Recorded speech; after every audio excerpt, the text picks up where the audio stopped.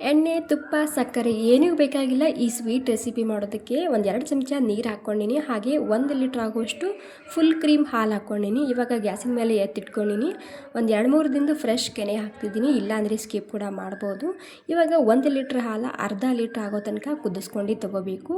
ಇವಾಗ ನೋಡಿ ಅವಾಗವಾಗ ಮಿಕ್ಸ್ ಮಾಡ್ಕೊತ ಚಮಚ ಈ ರೀತಿ ಒಳಗಡೆ ಇಟ್ಟರೆ ಹಾಲು ಉಕ್ಕಿ ಬರೋದಿಲ್ಲ, ಅಂದರೆ ಉಕ್ಕಿ ಚೆಲ್ಲೋದಿಲ್ಲ.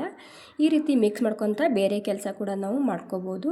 ಈ 1 ಲೀಟ್ರ್ ಹಾಲು ಅರ್ಧ ಲೀಟ್ರ್ ಆಗೋ ತನಕ ಕುದಿಸ್ಕೋಬೇಕು. ಅರ್ಧ ಲೀಟ್ರ್ ಆದಮೇಲೆ ಇದಕ್ಕೆ 1 ಕಪ್ ಬೆಲ್ಲನ ಹಾಕ್ಕೊಂಡು ಈ ರೀತಿ ಮಿಕ್ಸ್ ಮಾಡ್ಕೊಂಡು ತೊಗೋಬೇಕು. ಈ ನೀರೆಲ್ಲ ಖಾಲಿ ಆಗೋ ತನಕ ಹಾಗೆಯೇ ಕುದಿಸ್ಕೊಂಡು ತೊಗೋಬೇಕು. ಇವಾಗ ಮನೆಯಲ್ಲೇ ತುಂಬ ಸುಲಭವಾಗಿ ಬಟರ್ ಪೇಪರ್ ಯಾವ ರೀತಿ ಮಾಡೋದಂತ ತೋರಿಸ್ತಿದ್ದೀನಿ. ಈ ರೀತಿ ವೈಟ್ ಪೇಪರ್ ತೊಗೊಂಡು ಅದಕ್ಕೆ ತುಪ್ಪ ಅಥವಾ ಎಣ್ಣೆನ ಹಚ್ಚಿ ಒಂದು ಕಾಟನ್ ಬಟ್ಟೆಲಿಂದ ಒರೆಸಿಟ್ಕೊಂಡ್ರೆ 1 ತಿಂಗಳು ತನಕ ನೀವು ಇದನ್ನು ಬಟರ್ ಪೇಪರ ಬಳಸ್ಕೋಬೋದು. ಕೇಕ್ ಟಿನ್ಗೆ ಸ್ವಲ್ಪ ತುಪ್ಪ ಹಚ್ಚಿ ಬಟರ್ ಪೇಪರ್ ಇಡ್ತಿದ್ದೀನಿ. ಇವಾಗ ಇಲ್ಲಿ ನೀರು ಕೂಡ ಖಾಲಿಯಾಗಿದೆ. ಈ ಸ್ಟೇಜ್ನಲ್ಲಿ ಒಂದು 4 ಚಮಚ ಹಾಲಿನ ಪುಡಿ ಹಾಗೆ ಏಲಕ್ಕಿ ಪೌಡರ್ ಹಾಕ್ಕೊಂಡಿನಿ.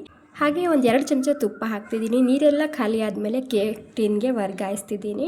ಪೂರ್ತಿ ತಣ್ಣಗಾಗೋ ತನಕ ವೇಟ್ ಮಾಡಿ. ತಣ್ಣಗಾದ್ಮೇಲೆ ನೀವು ಇದನ್ನು ನಿಮಗೆ ಯಾವ್ದು ಆಕಾರ ಬೇಕೋ ಆ ಆಕಾರದಲ್ಲಿ ಕಟ್ ಮಾಡ್ಕೊಂಡು ತಿನ್ಬೋದು. ಸೂಪರ್ ಹೆಲ್ದಿ ಬೆಲ್ಲದ ಮಿಲ್ಕ್ ಕೇಕ್ ರೆಸಿಪಿ ರೆಡಿಯಾಗುತ್ತೆ. ನೀವು ಇದನ್ನು ಬೆಲ್ಲ ಹಾಕಿ ಮಾಡಿದಂತ ಅನಿಸೋದೇ ಇಲ್ಲ, ಅಷ್ಟು ರುಚಿಯಾಗಿರುತ್ತೆ. ಮಿಸ್ ಮಾಡದೆ ಟ್ರೈ ಮಾಡಿ ನೋಡಿ, ಸೂಪರ್ ಟೇಸ್ಟ್ ಆಗಿರುತ್ತೆ.